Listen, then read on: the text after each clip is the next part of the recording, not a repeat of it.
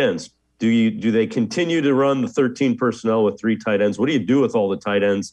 We've talked earlier in the week that Austin Hooper contract, which looked okay initially, hadn't been so great.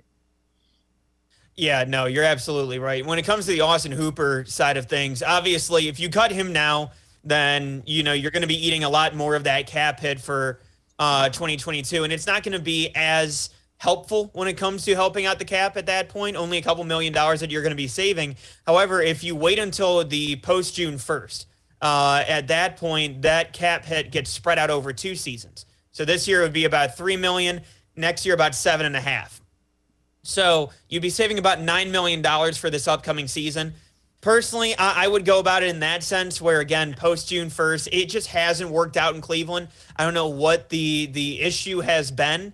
Again, when it comes to the targets, it seems like they've been there, but what he's been able to do with the ball hasn't necessarily been the same that we saw, in Atlanta with Matt Ryan. But I think that for the Browns, it's going to be about keeping, David Njoku in the fold. Because, again, I think that last 2 seasons, he has been the best tight end in that room. And not just as a receiver, but also as a blocker. I think that he's, done a great job in that sense. And at that point, maybe you push up Harrison Bryant a little bit next season.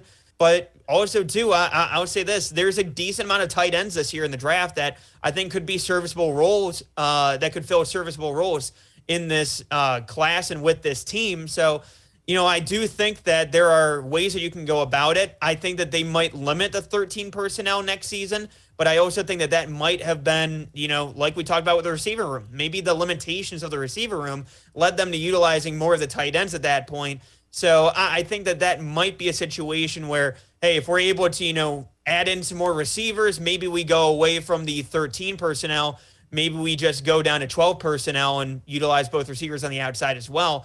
But I think that you're going to see more involvement from Njoku.